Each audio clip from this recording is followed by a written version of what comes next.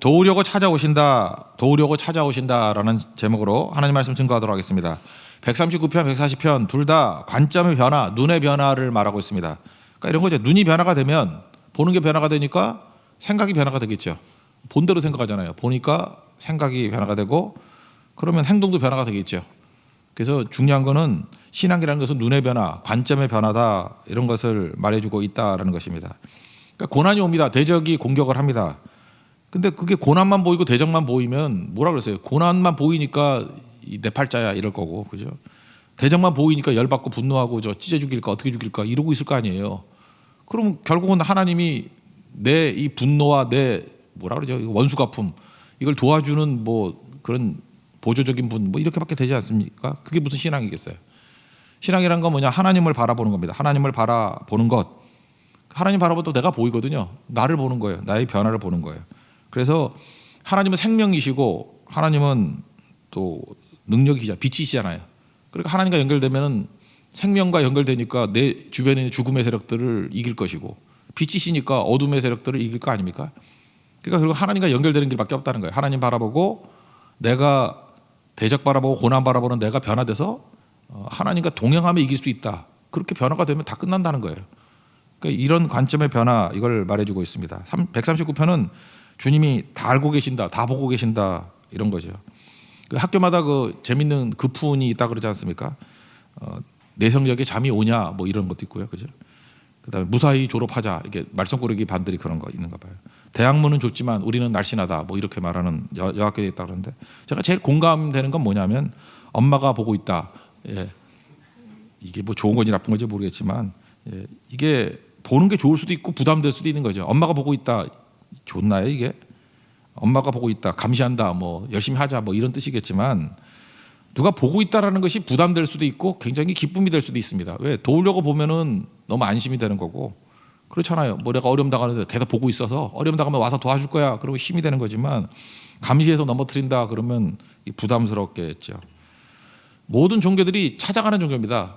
신을 찾아가잖아요. 찾아간다는 게 뭐예요? 내 노력으로 찾아가는 거죠. 왜? 내 뜻을 이루려고. 왜 찾아가죠? 청탁하려고. 그러니까 결국은 청탁 아니에요. 가가지고 좀 도와주세요. 청탁. 근데 기독교는 아니라는 거예요. 찾아오시는 하나님이에요. 왜? 도우려고. 그러니까 하나님이 주도권을 잡고 있는 거예요. 하나님 우리 한 사람 한 사람을 다 찾아오십니다. 왜? 도우려고. 그러니까 이게 너무너무 중요한 거죠. 그래서 오늘 139편에 말하는 게 뭐냐? 우리가 찾는 게 아니라는 거예요. 우리는 심지어 뭐 도망가려는 마음도 있고 그러는데 하나님이 찾아오신다는 거예요. 추적해서 우리를 붙드신다는 거예요. 왜? 도와주려고. 그 하나님 만나자는 거예요. 하나님 오셔서 뭘 하느냐? 여기 안수해 주신다. 최근에 고종석 시인이라는 분이 쓴 책이 있는데 어루만지다. 뭐 몇 년 됐나? 어루만지다. 참 책이 감동적이었어요. 그 사랑의 말들의 사랑. 시이니까 말 가지고 사는 사람 아닐까? 좀 말로 좀 어루만지자는 거예요. 어루만짐이 없다는 거예요, 우리가. 그 어루만짐을 통해서 사랑이 전달되고 치유가 일어나고 회복이 일어난다는 거예요. 그래서 이런 거죠. 그 옛날 농부들은 벼이삭을 어루만졌대요. 그렇잖아요. 그런 거 가끔 봤는데요. 이렇게 벼이삭을 만지면서 그 기계식 농법이 아니고 하나씩 벼이삭을 만지면서 자기 사랑이죠. 그렇게 키웠다라고 하는 걸 제가 어렸을 때부터 들으니까 어떻게 밥을 남기겠어요. 그죠? 벼이삭 그렇게 만든 것이 생명이 돼가지고 우리의 생명을 살리는 거다. 남기면 안 되는 거죠. 뭐 그런 식으로 어쨌든 벼이삭을 어루만지는 그 농부의 마음. 그러니까 그게 귀한 쌀이 되겠죠. 그런 거죠.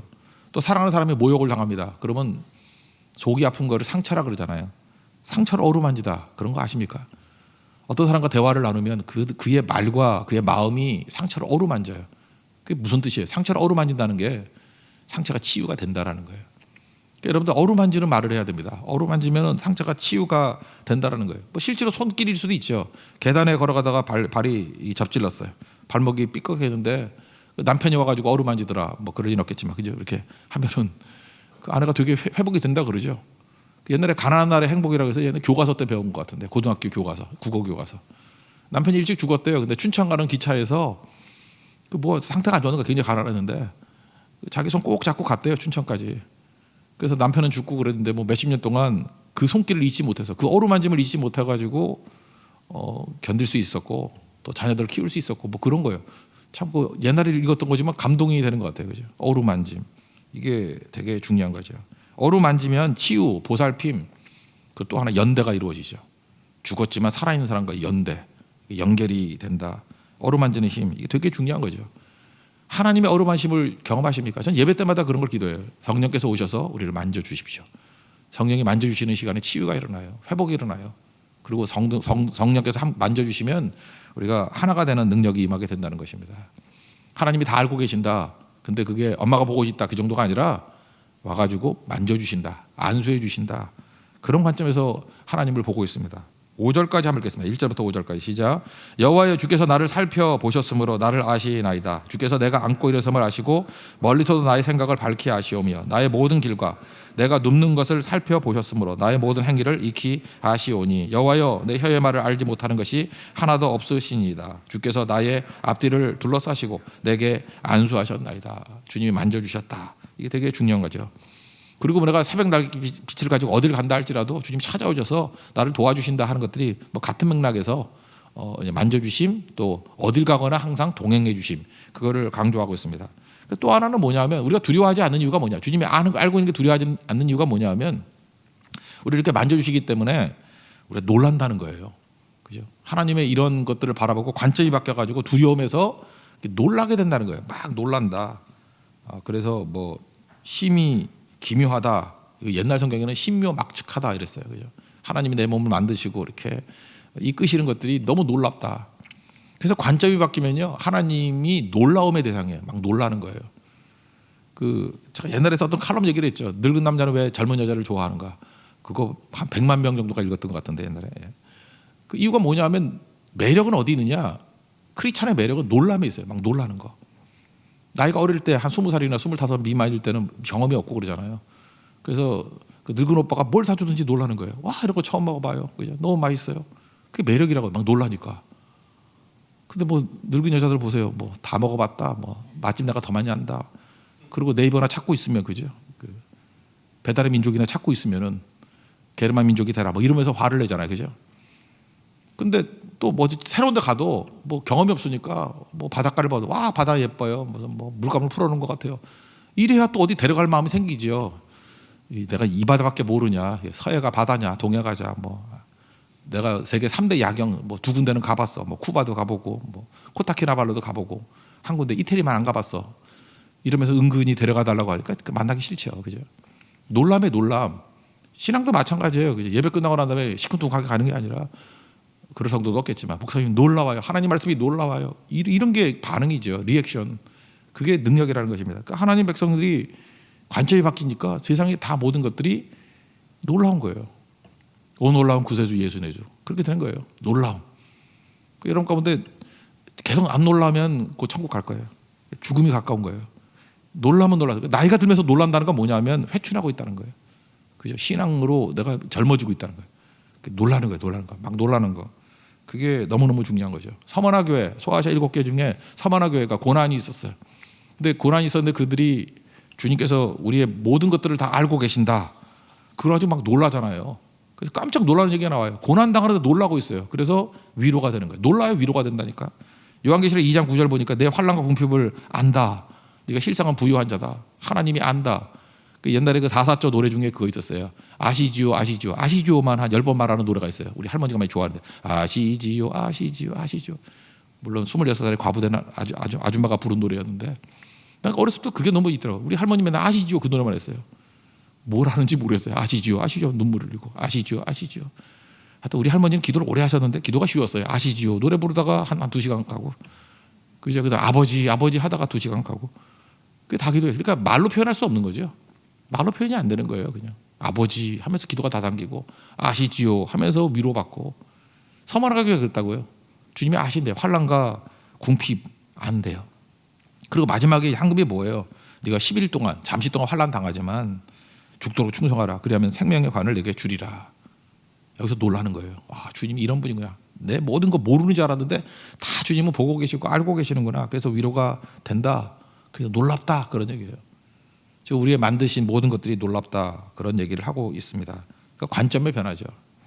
이것도 한번 읽어볼까요? 13절과 14절 두 절만 읽어봅시다. 시작. 주께서 내 내장을 지으시며 나의 모태에서 나를 만드셨나이다. 내가 주께 감사하오며 나를 지으심이 심히 기묘하심이라. 주께서 하시는 일이 기이함을 내 영혼이 잘 아나이다. 놀랍다. 그런 거죠.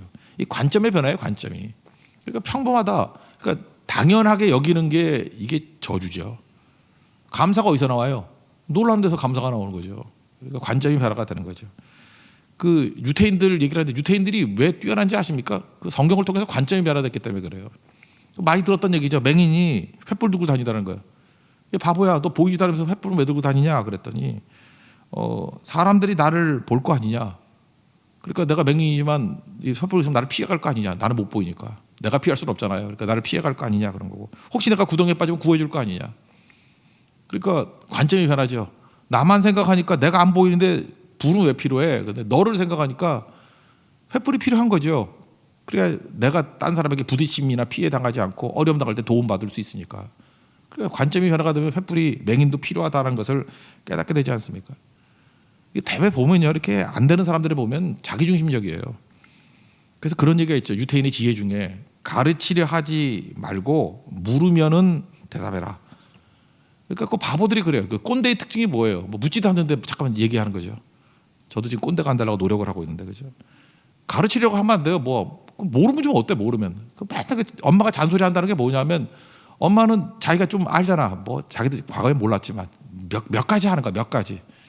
그 아는 걸 갖다가 잠깐만 가르치려고 그러는 애들한테 야 나가서 뭐 옷 입어라, 뭐 독감 주사 맞아라, 뭐 하라. 그 기초적인 건데 그거 모르는 바보가 있어요. 근데 자기 좀 안다고 그거 가르치려고 하니까 거부감이 있죠. 이러면 되죠. 물어보면 딱 대답해 주는 거. 물어보면. 얼마 전에 내가 그런 경험이 한 번 있었습니다. 어떤 두 남자 여자가 사귀고 있는데 옆에서 내가 구경 가고 있었는데 요즘에 마스크 없으면 안 되잖아요. 아 마스크 안 갖고 왔네 그러더라고. 그랬더니 그 남친이 잠깐만 하더니만 옆에서 꺼내주더라고. 그걸 보면서 느꼈던 게 뭐냐면 야 하나님의 응답보다 빠르다. 하나님 마스크가 없습니다. 그래도 주님은 좀 이따 주시는데 5초도 안 돼도 주더라고. 근데 그게 좋은 게 아니야. 그게 재앙이지. 하나님 믿지 않고 남친 의지하다가 망하게 되는 거죠. 그거.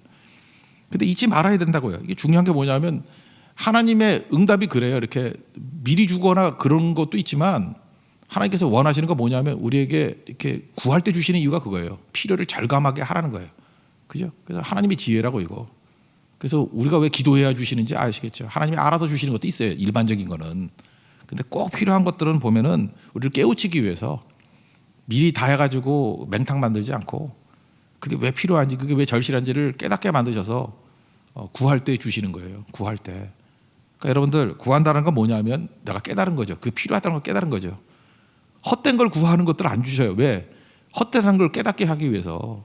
근데 내가 깨달음을 가지고 진짜 중요한 걸 구한다 그러면 내가 볼 때 남친 응답보다 하나님이 더 빨라요. 하나님 즉시 응답에 즉시.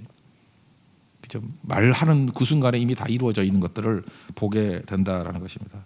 이거 꼭 붙들고 나가십시오. 그래야 제일 중요한 거죠. 뭐 유태인들이 지혜 중에 뭐 여러 가지가 있어요. 뭐 동료의 말을 가로막지 마라. 말할 때 말 끊고 자꾸만 들어가지 말고. 손흥민이 네 골 넣었을 때 그 무리뉴 감독이 와가지고 인터뷰할 때 끊으면서 뭐 케인이 뭐 맨 오브 매치야 뭐 이러니까 그 꼴 보기 싫잖아, 그죠? 그러니까 무리뉴도 이제 좀 무리가 됐어. 이제 이 사람이 무리 됐으네요, 완전히. 그 왜 그래요? 이제 늙은 거죠. 옛날같이 그죠? 이렇게 완전히 탁월한 사람이라기보다는 이제 평범하게 된 거죠. 그러니까 이런 거 끼지 말라고요. 그 또 하나는 상대방에게 정죄하는 마음을 두지 말라는 거예요. 뭐 이런 지혜들 관점 변화 중에 중요한 게 뭐냐면 어떻게 얘기할 때 못 알아듣잖아요. 못 알아. 그때 영어에서 쓰는 표현이 뭐냐? 한 번 더 말해주세요. 그랬더니 I'm sorry 그러대. 누가 잘못한 거예요? 네가 말을 잘못한 게 아니라 내가 잘못했다는 거 아니에요? I'm sorry. 내가 잘못했습니다. 내가 잘 못 들었습니다. 그러니까 우리도 말을 할 때 그렇게 해야 돼요. 천천히 말해. 그러면 뭐라 그러죠? 내가 못 알아듣게 천천히 말해. 그러면 나는 귀가 정상적인데 네가 말을 빨리 해서 못 알아들어서 그런 거 아니에요. 그럴 때 꼭 이렇게 얘기하라는 거예요. 제대로 못 들었습니다. 제가 이해를 못했습니다. 그렇게 얘기해요. 내가 잘못했다고. 내가 이해를 잘 못했습니다. 한 번 더 말씀해 주시겠어요? 그 사람이 한 번 더 말해야 되는 이유가 뭐예요? 내가 이해를 못해서 한 번 더 해달라고. 당신이 틀린 게 아니고. 근데 우리는 많은 순간에 모든 언어가 다 나 중심이에요. 제가 그래도 좀 이렇게 노력해가지고 바꿔줬던 게 하나가 뭐냐? 이전교회 있을 때 그 서울역에 갔더니 티켓이라고 있잖아요. 티켓. 영어는 티켓인데 거기에 표 파는 곳이에요. 그래서 내가 강의를 한 4번인가 5번인가 우리 간사들 통해가지고 한 10번인가 했어. 그죠? 아니 파는 놈은 한 놈인데 사는 사람은 수천 명, 수만 명 아니냐고. 표 사는 곳이 맞지 않냐고. 막 그랬더니 바뀌었어요. 서울역 가봐요. 표 사는 곳이에요. 옛날 사진 봐요. 옛날 사진. 표 파는 곳이었어요. 그러니까 뭐예요? 관점이죠. 관점. 그 아마 표 파는 사람이 만들었을 거야. 내가 표 파는 곳이야. 한 명이잖아. 물론 쭉 서 있어요. 서 있게 많긴 많지만 하여튼 파는 건 일이 한 명이잖아요. 한 명. 그죠? 사는 사람은 여러 명이잖아요. 관점이 바뀌어야 된다는 거예요. 오늘 149편이 말해주는 건 계속해서 그걸 말해주고 있다는 것입니다. 그래서 중요한 게 뭐냐?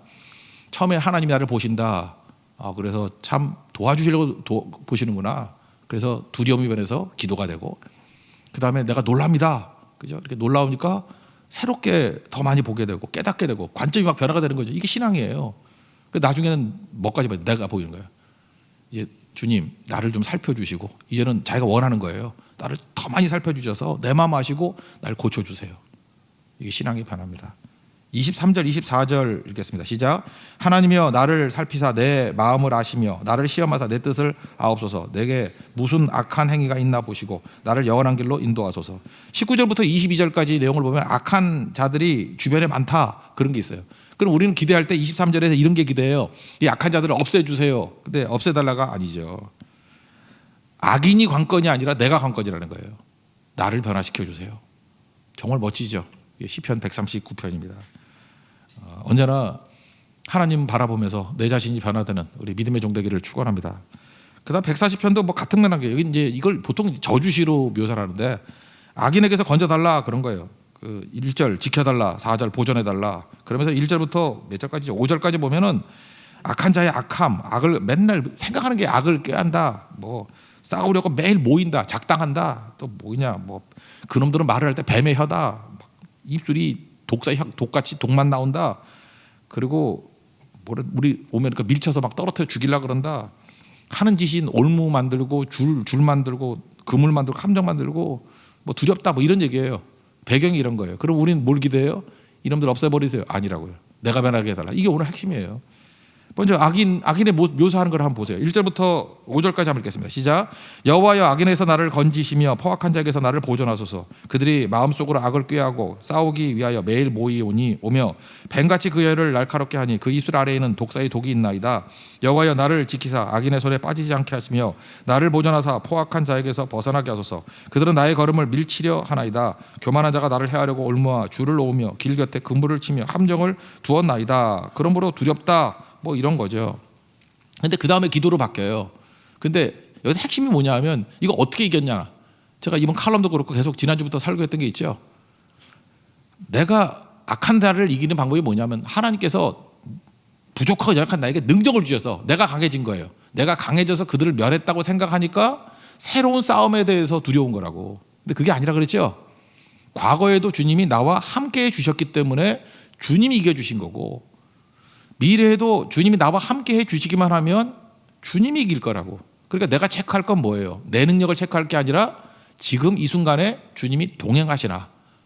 그러니까 설교가 편해졌어요. 옛날에 내가 능력의 종이 돼가지고 설교로 변화시켜야 된다고 하니까 언제나 부담감이 있는데 강단에 올라올 때 주님이 함께 해주세요. 그러면 주님이 설교를 돕는 거 아니에요. 주님이 설교를 사용하시는 거 아니에요. 그건 부담이 없죠. 병자를 만나도 내가 고치는 게 아니라 주님이 동행해 주시면 주님이 고쳐주시는 거고 귀신도 주님이 쫓아내시는 거고. 그러니까 우리는 뭐만 확인하면 돼요. 동행만 하게 하면 된다. 지금 똑같은 맥락이 여기 나온다니까요. 과거에 내가 어떻게 이겼느냐. 주님이 동행해 주셔서 이겼고 미래도 주님이 동행해 주시면 이길 것입니다. 그런 얘기입니다. 6절부터 8절까지 읽겠습니다. 시작. 내가 여호와께 말하기를 주는 나의 하나님이시니 여호와여 나의 간구하는 소리에 귀를 기울이소서 하였나이다. 내 구원의 능력이신 주 여호와여 전쟁의 날에 주께서 내 머리를 가려주셨나이다. 과거. 8절. 여호와여 악인의 소원을 허락하지 마시고 주의 악한 꾀를 이루지 못하게 하소서. 그들이 스스로 높일까 하나이다. 미래. 그러니까 과거에도 주님이 이거 보세요. 주는 나의 하나님과 동행했기 때문에 이겼지만 이제 미래도 주님이 동행하시면 어떤 상황 속에서도 이길 거라고. 그 얘기 아니에요? 똑같은 얘기죠. 그러니까 우리가 체크할 게 뭐예요? 함께 하심. 그것만 붙들어야 된다라는 것입니다. 주님이 함께 해달라. 그러니까 주님이 함께하면 이긴다는 건 뭐예요? 관점이 내 관점에서 주님의 관점으로 바뀐 거죠. 주님으로. 그래서 8절부터 11절까지가 막 저주 내용이 쭉 나오는데 뭐 재앙 내려달라 이런 게 나오는데 이게 나를 중심으로가 아니라고. 우리도 보면 어떤 사람이 악인이에요? 나를 대적하는 사람이 악이냐? 내가 중심이면. 나 빼놓고 다 악이냐? 나를 대적하면. 근데 하나님을 중심으로 보면은 심지어 나도 악인이 될 수 있죠. 하나님을 대적하면 내가 악인이에요. 그러니까 하나님을 중심으로 하나님을 대항하는 모든 것들이 무너지기를 원합니다. 그렇게 되는 거죠. 이게 여호수아 5장에 마지막 3절 13, 14, 15절에 보면 여호수아 6장이 여리고성 무너뜨릴 때 아니에요. 그때 굉장히 여호수아가 마음에 긴장감이 있었겠죠. 노심초사하고 있었다고. 내 편이 없다. 근데 갑자기 모르는 사람이 나타났어. 그때 대뜸 하는 말이, 모르는 사람 나타나면 뭐라 그래야 돼요? 당신 누구세요? 이렇게 물어봐야 되는데 여호수아가 너 내 편이냐 대적이냐 이렇게 묻는다고. 이게 중요한 게, 그러니까 내 편이냐 내 편이냐, 이거 여호수아의 마음에 뭐가 있는 거예요? 내가 싸운다는 거 아니에요? 내가. 그러니까 내가 힘이 부족하니까 내게 힘이 될 사람이냐 아니냐 이걸 묻는 거죠. 근데 여호와의 군대 장관, 이게 이제 구약에 나오는 예수님이라 그러잖아요. 그죠? 성자 예수님. 여호와의 군대 장관이 뭐라 그래요? 야, 내 발에서 신을 벗어라. 네가 주인이지 알아 임마? 엎드려. 신 벗으라는 게 뭐야? 행동 중지. 너 종이야. 그리고 내가 선 것은 거룩하니라. 이 무슨 뜻이에요? 똑같은 얘기를 계속 하고 있는데 네가 싸우는 거니? 내가 싸우는 거지. 여호와의 군대 장관이다. 내가 싸우는 거야. 내가 군대 장관이라는 거야. 내가 대장이라는 거예요. 내가 싸우는 거지 네가 싸우는 거냐? 네가 할 일은 뭐냐? 내가 싸우는 것에 내 편이 되는 거야. 하나님 편이 되는 거야. 네가.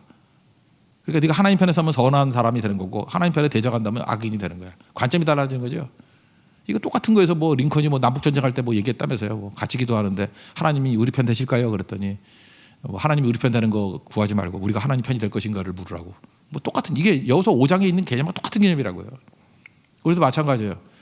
나를 대적하는 사람들, 그러니까 나를 중심으로 대적이다 그러니까 이상한 사람 되는 거고, 내가 하나님의 대적일 수 있잖아요. 내가 하나님 뜻에 서 있는가, 이게 훨씬 더 중요하다는 것입니다. 그 어려움 당할 때 이제 철이 없을 땐 그랬어요. 이게 좀 뭐 문제가 있으면 맨날 와가지고 저는 뭐 목사님 편이에요 맨날 이러면, 나 그래서 감동받을 뻔했다니까. 목사님 편이라고 해서 감동받을 뻔했어요. 감동받으면 망하는 건데 내가 내 편이 돼서 뭐 할 거예요? 그게 아니죠. 하나님 편이 돼야죠. 하나님 편이.